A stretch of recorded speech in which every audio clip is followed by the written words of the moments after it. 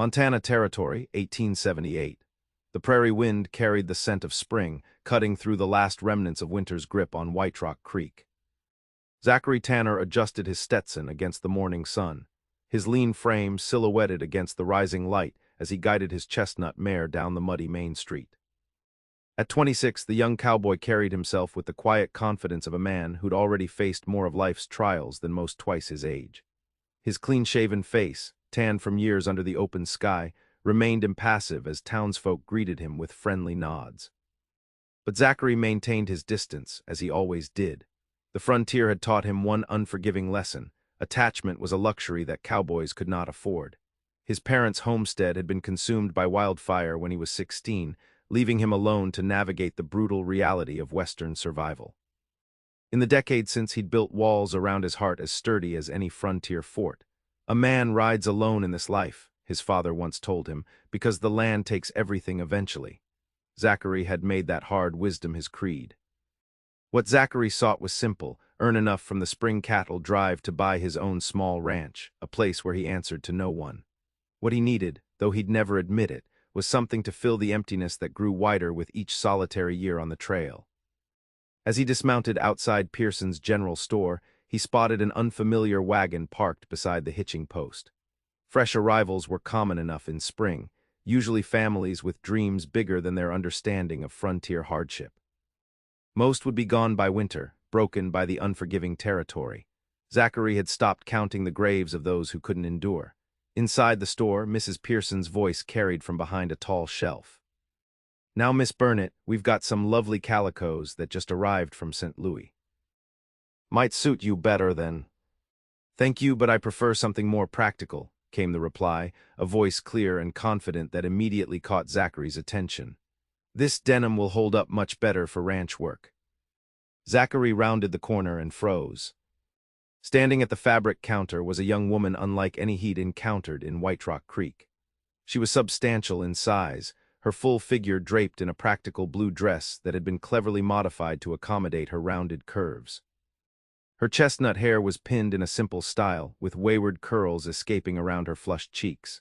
But it was her eyes that held him, large, expressive hazel eyes that met his with neither apology nor shame. She was beautiful. And in a town where women often withered to rail-thin hardness against the demands of frontier life, her abundant figure spoke of something Zachary hadn't realized he missed: softness in a world of sharp edges. "Mrs. Pearson cleared her throat pointedly. "Mr. Tanner, your usual supplies are ready." The young woman turned fully toward him, and Zachary realized he'd been staring. He nodded curtly and moved toward the counter, annoyed at his own reaction. "You must be one of the Tanner ranch hands," the woman said, her voice carrying no trace of the timidity he might have expected. "I'm Winifred Burnett. My father and I purchased the old Holloway place." Zachary's eyebrows rose despite himself. The Holloway property had been abandoned for 2 years, 500 acres of promising but neglected ranchland north of town. "Zachary Tanner," he replied simply. "I ride for Crothers, not Tanner Ranch." "No relation," he hesitated, then added, "the Holloway place needs a lot of work." Winifred's smile revealed a dimple in her right cheek. "That's precisely why we could afford it, Mr. Tanner. Father and I aren't afraid of hard work." There was something in her direct gaze that made Zachary uncomfortable, as if she could see past his carefully constructed barriers. He nodded brusquely, paid for his supplies, and departed with deliberate haste. As he mounted his mare, he caught sight of Winifred emerging from the store. 2 local women passed by, their whispers carrying on the spring air. "Did you see the size of her? Poor man who ends up with that burden. They say her father was some kind of professor back east. Probably thinks they can farm with books instead of plows." Winifred's steps faltered momentarily, her chin dipping before she squared her shoulders and continued toward her wagon. Zachary felt an unexpected flare of anger at the women's casual cruelty. Before he could consider what he was doing, he stepped his horse closer to Miss Burnett's wagon. "Miss Burnett," he called, tipping his hat. "If you're headed north, the creek crossing is running high. You'll want to take the ridge trail instead." She looked up, surprise evident in her expression. "I appreciate the warning, Mr. Tanner." He nodded, suddenly aware of the townsfolk watching their exchange. With a final tip of his hat, he turned his horse and rode away, unsettled by his own impulsive courtesy. Cowboys didn't get involved. They didn't put down roots. And they certainly didn't concern themselves with new arrivals who would likely be gone by autumn.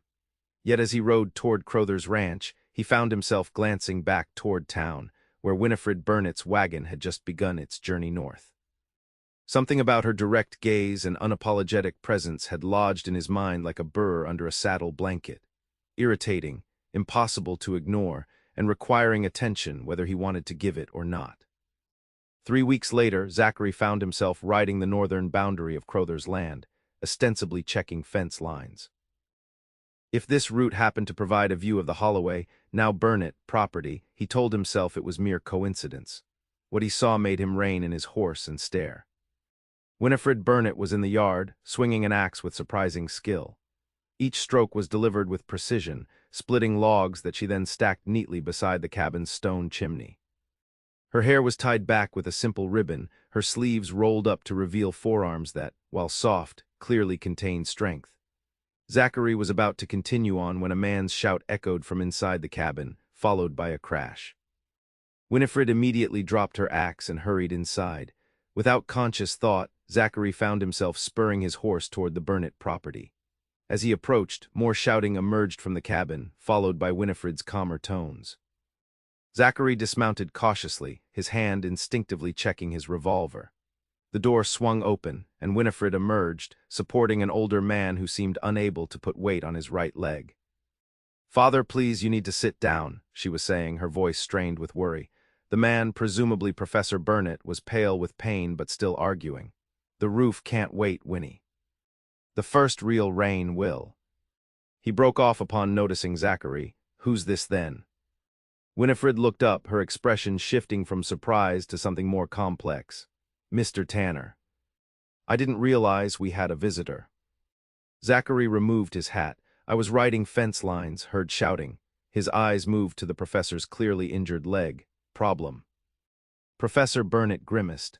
"Ladder gave way while I was checking the roof." "Nothing broken, I believe, but badly wrenched." Zachary observed the cabin's roof, noting the missing shingles and rotted sections. Without the repair, the coming spring rains would indeed render the cabin uninhabitable. He looked back at Winifred, whose concern for her father was evident, though she maintained her composure. "I can fix it," Zachary heard himself say. Both Burnett stared at him. "Mr. Tanner, that's very kind, but we couldn't impose," Winifred began. "Not an imposition," Zachary interrupted, already removing his jacket. "Got the tools you need." Within an hour, Zachary was on the roof, replacing rotten boards and securing new shingles. Below, Winifred tended to her father's injury while continuing to split and stack firewood. Occasionally, she would bring Zachary water or hand up supplies, their fingers brushing in silent exchanges. As the sun began its descent, Zachary completed the repairs and climbed down. Professor Burnett, now seated in a chair outside with his leg elevated, examined Zachary's work with an appreciative nod. "First-rate job, young man. What do we owe you?" Zachary shook his head. "Nothing, sir." "Neighbor helping neighbor." "Then at least stay for supper," Winifred interjected. "I've stew on the stove." Some instinct for self-preservation urged Zachary to decline, to mount his horse and maintain the solitary existence that had protected him for years. But the scent of homemade stew and the warmth in Winifred's eyes proved stronger than his caution. Over dinner, Zachary learned that Professor Burnett had taught literature at a women's college in Massachusetts until ill health forced him west, seeking a drier climate. Winifred, at 22, had been raised on books and ideas uncommon for frontier women. Her intelligence shone through her conversation, as did her practical nature. "Father may know everything about Shakespeare," she said with affectionate exasperation, "but I'm the one who learned to mend harnesses and plant gardens." "My daughter adapts to circumstances," Professor Burnett said proudly. "When my health began failing, she learned everything necessary to establish our new life here, though I fear the townspeople have already formed their judgments about us." "People judge what they don't understand," Zachary found himself saying. "Out here, what matters is whether you can weather the winters and handle trouble when it comes." Winifred's gaze met his. "And what's your judgment of our chances, Mr. Tanner?" The question hung between them, laden with meaning beyond the mere words.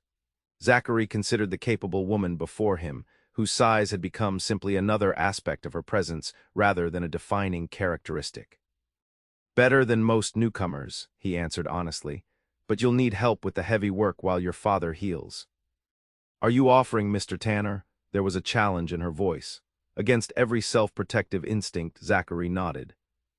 "I have 2 days before the cattle drive preparations begin. I can help get your most urgent repairs done." That night, riding back to Crowther's ranch under a canopy of stars, Zachary questioned his own actions.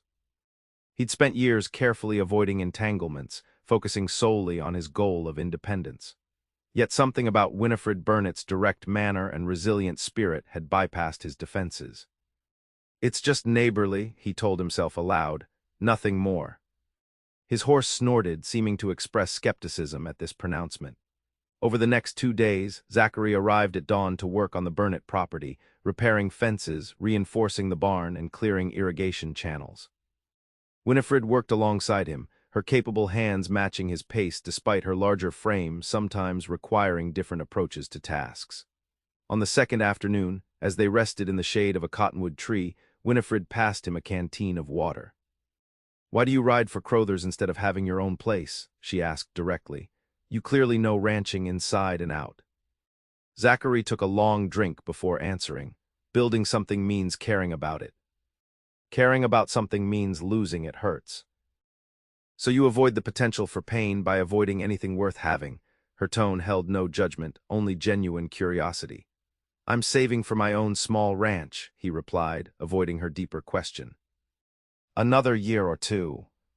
"A ranch you won't care about?" Her eyebrow arched skeptically. Zachary felt unexpectedly cornered. "A ranch I'll handle on my own terms." Winifred was quiet for a moment. "My mother died when I was 14, she finally said. "Before that, I was a normal-sized girl. After, food became my comfort. By the time I was 16, I was the size you see now." She smoothed her skirt over her ample thighs. "People decided I was lazy, undisciplined, probably stupid too. I could have hidden away, but Father taught me something important.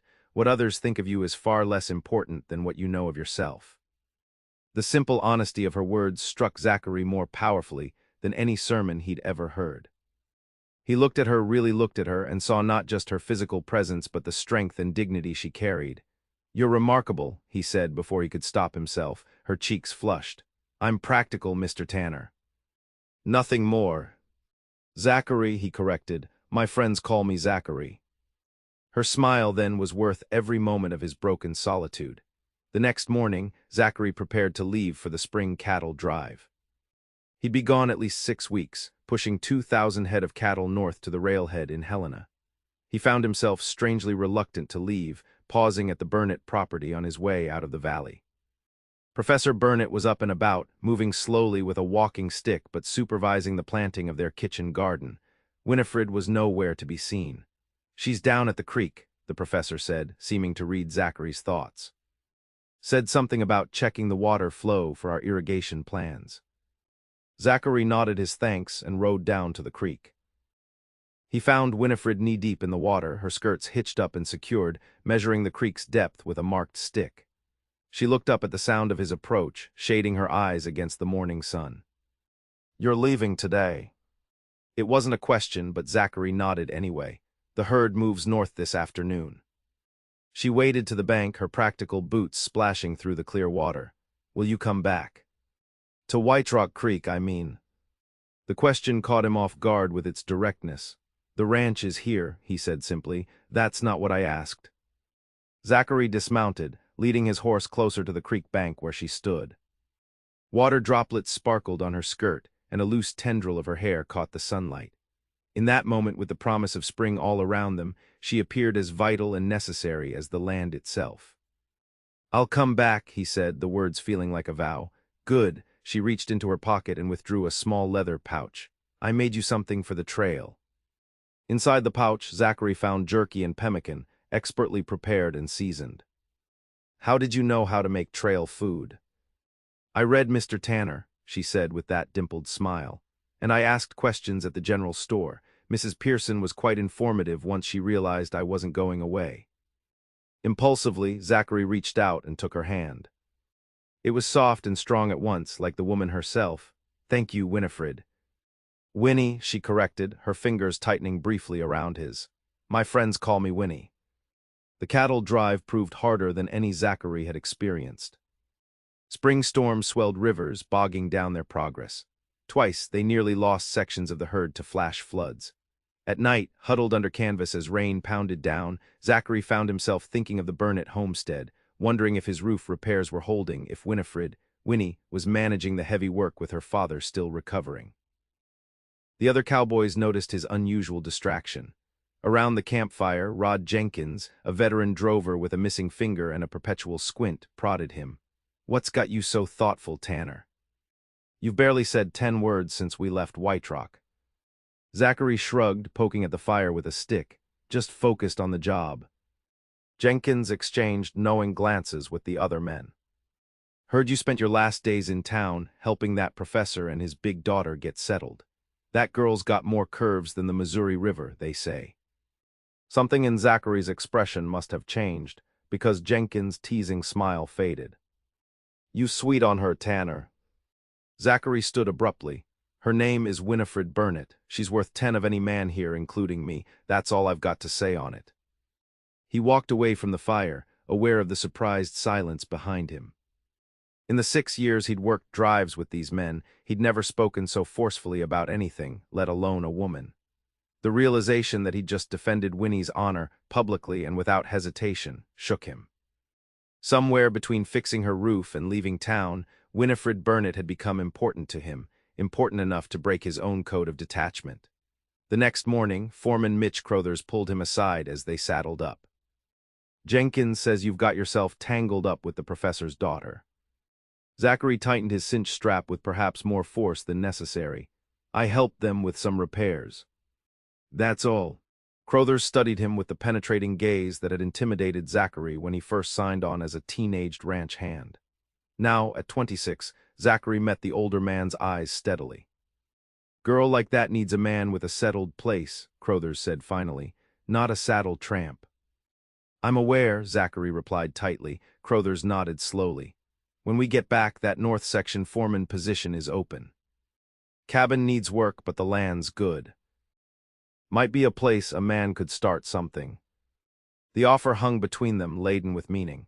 A foreman position meant responsibility, a steady wage, a permanent place, everything Zachary had avoided for years. "I'll think on it," he said, swinging into his saddle. "Do that," Crothers replied, "because if you're not interested, I'll hire Simmons from the R he's been asking." The remaining weeks of the drive gave Zachary plenty of time to think. Each mile north seemed to clarify something in his mind, as if the physical distance provided perspective. By the time they reached Helena and delivered the herd, he had made his decision. The ride back to White Rock Creek took 4 days. Zachary pushed himself and his horse harder than was wise, camping briefly and starting again before dawn. As he crested the final ridge overlooking the valley, he reined in his mount and surveyed the landscape below. The Burnett property was visible in the distance, and even from here he could see changes. The fields had been plowed in neat rows. Smoke rose from the chimney, and there, his heart quickened, was a figure in the yard, her blue dress visible even at this distance.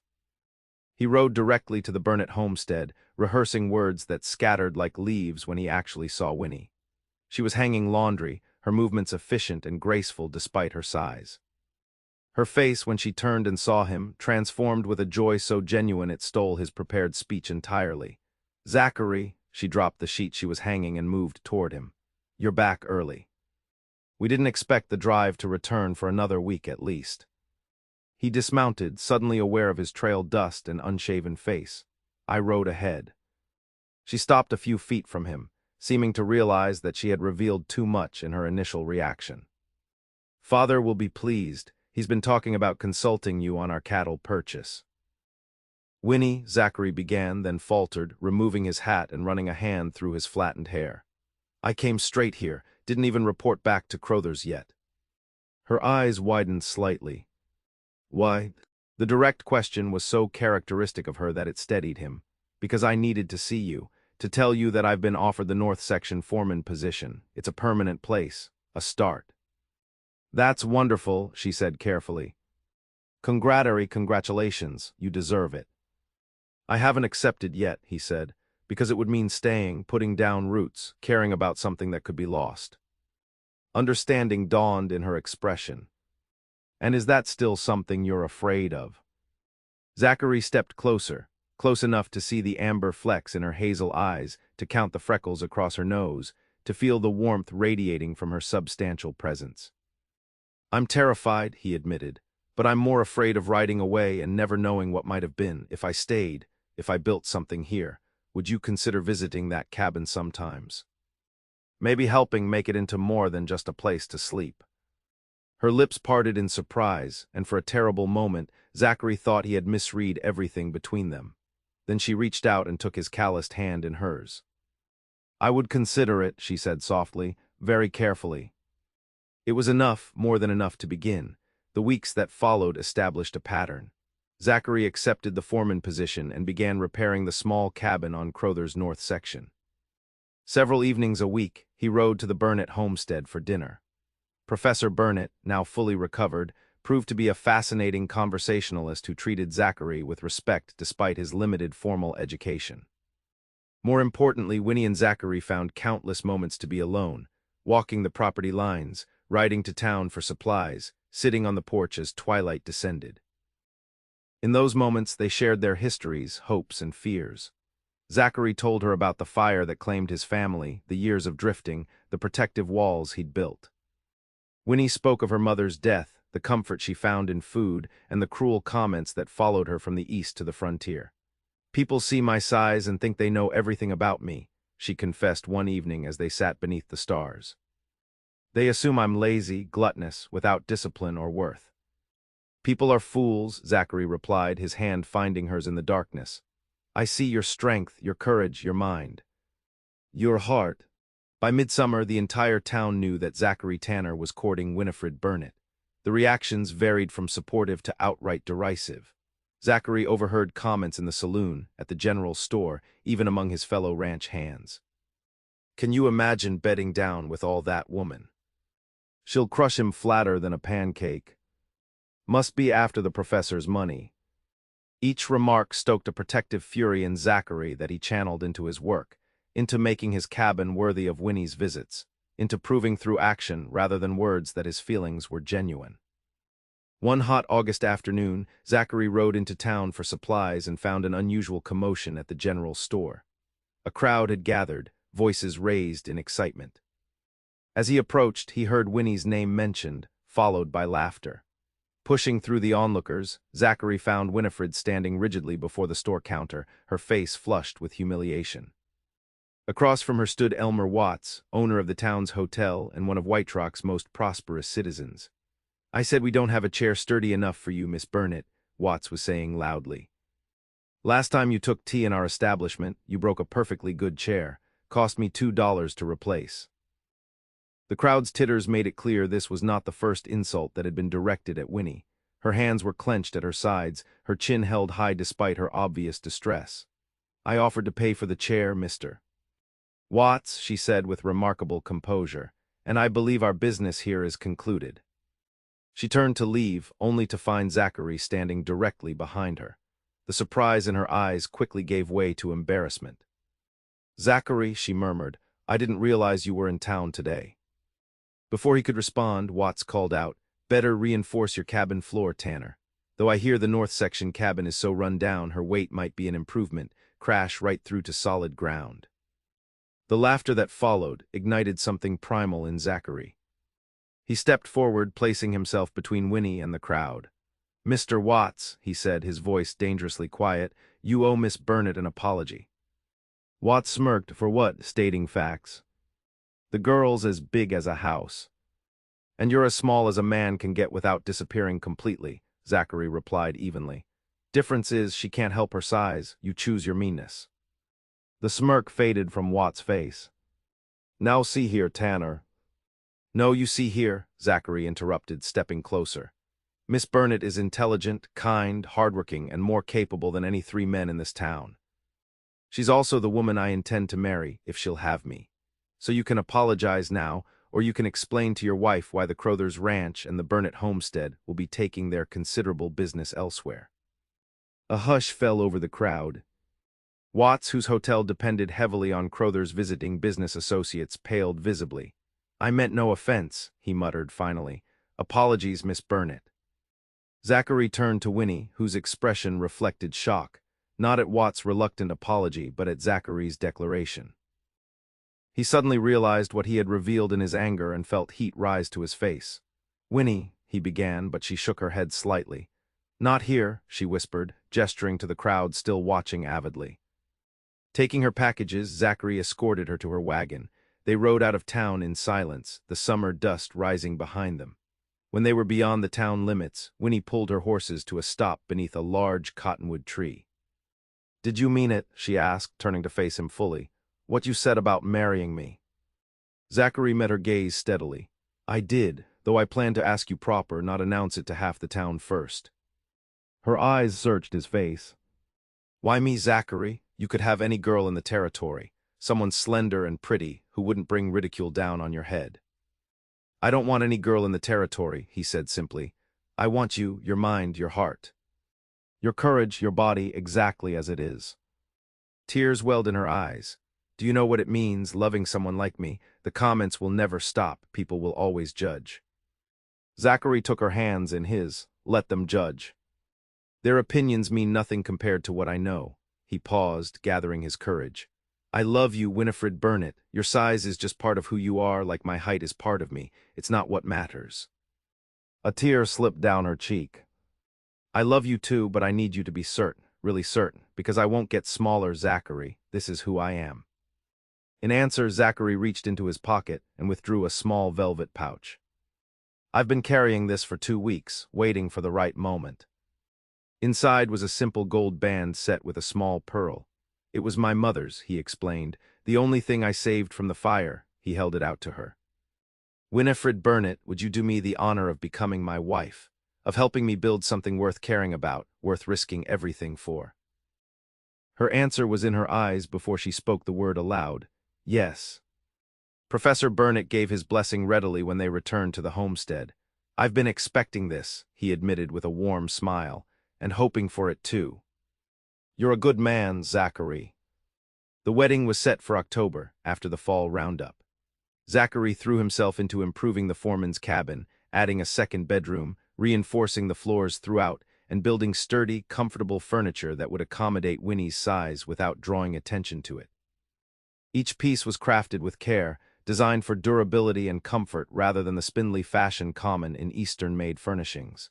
Word of their engagement spread quickly through White Rock Creek. Most offered congratulations, but Zachary was acutely aware of the sidelong glances, the whispers behind hands. He ignored them, focusing instead on the future he and Winnie were building. September brought an unexpected complication. A telegram arrived for Professor Burnett. His position at the college had been reinstated, with accommodations for his health concerns. The board was eager for his return. "I don't have to accept," the professor told Winnie and Zachary that evening. "Our life here is established now." Winnie shook her head. "Father, teaching is your life. You've been happier since that telegram arrived than I've seen you in years." "But your wedding, our homestead." "The wedding will proceed as planned," Zachary interjected. "And the homestead can be maintained. In fact, Crothers has been looking to expand. He might be interested in purchasing it, with an arrangement that lets us continue using the fields for our own cattle." Professor Burnett studied him thoughtfully. "Us, Winnie and I," Zachary clarified. "If she agrees, I'd like to keep the homestead in the family, for our future." Later, walking under the harvest moon, Winnie squeezed Zachary's hand. "You knew exactly what Father needed to hear. That his return east wouldn't mean losing everything we've built here." "I meant it," Zachary replied. "This land, both the cabin and the homestead, they're the beginning of something, our something." The October wedding was small but joyful. Professor Burnett performed the ceremony himself, having been granted special permission from the territorial authority. Crothers and his wife attended, along with several ranch hands and a few townsfolk who had shown kindness to the Burnetts. Winifred was radiant in a gown of ivory satin that embraced her curves rather than attempting to disguise them. Professor Burnett had ordered it specially from St. Louis, working with Winnie and the seamstress to ensure the design celebrated rather than concealed her figure. As Zachary watched his bride approach, he felt a profound sense of rightness. The fears that had governed his life for so long, fear of attachment, of loss, of vulnerability, seemed insignificant in the face of the love he felt for this remarkable woman. Their vows were simple but heartfelt. When Zachary promised to cherish and protect Winifred for all his days, his voice rang with conviction that moved even the most stoic attendees. When Winnie promised to stand by Zachary through all life's trials, her clear voice carried the same certainty. At the small reception that followed, Crothers approached the newlyweds with a wrapped package. "Wedding gift," he said gruffly, "from Mrs. Crothers and myself."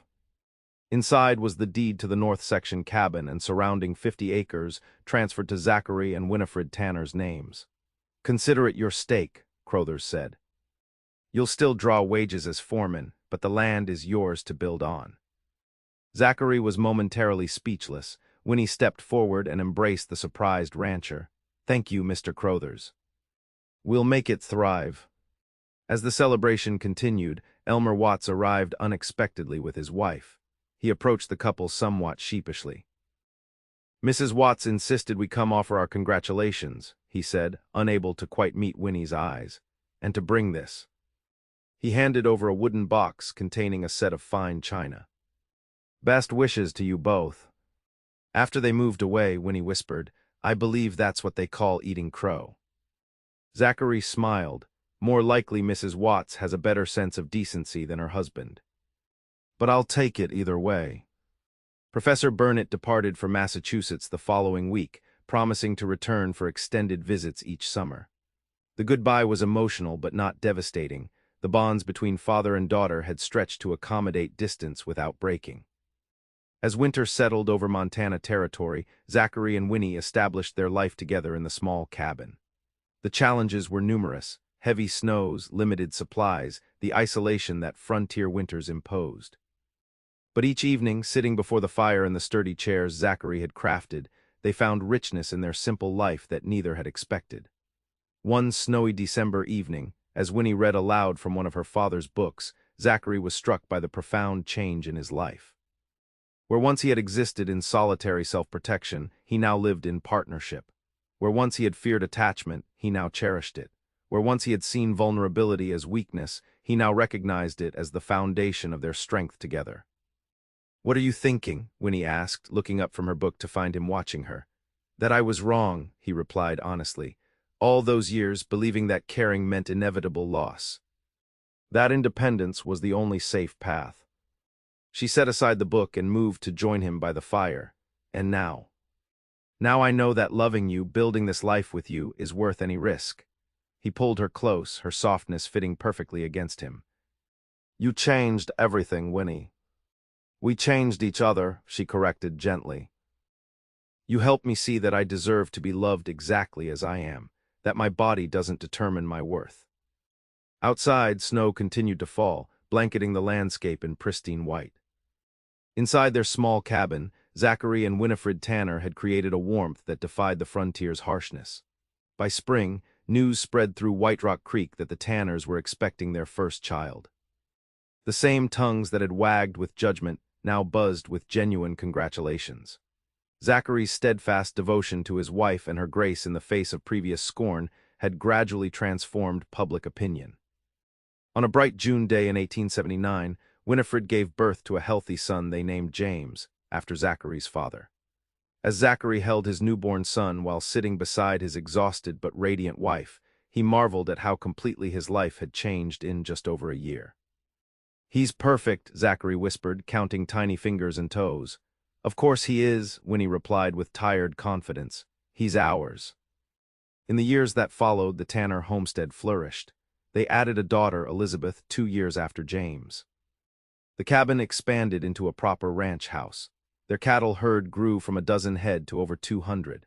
Professor Burnett's summer visits became a cherished tradition, with the aging academic delighting in his grandchildren's growth and education. The cruel comments about Winnie's size faded into memory as the townsfolk came to know her intelligence, generosity, and strength. When drought struck in 1885, It was Winnie who organized relief efforts, using her father's Eastern connections to secure aid for struggling families. When the school needed a temporary teacher during Mrs. Henderson's difficult pregnancy, it was Winnie who stepped in, revealing her considerable education to children who came to adore her. Zachary, once the most solitary of cowboys, became a respected rancher known for his fair dealings and quiet integrity. The walls he had built around his heart had not just come down, they had been repurposed into the foundation of a family and community. On their 10th anniversary, Zachary and Winnie stood on the porch of their ranch house, watching their children play in the yard as the sun set over the Montana territory they both now called home without reservation. "Do you ever regret it?" Winnie asked softly. "Choosing a life that meant facing other people's judgments, choosing me." Zachary turned to his wife, whose beauty had only deepened with the passing years. The lines at the corners of her eyes spoke of laughter, the softness of her body told the story of children born and nurtured, the strength in her hands reflected years of shared labor. "Never," he said with absolute conviction.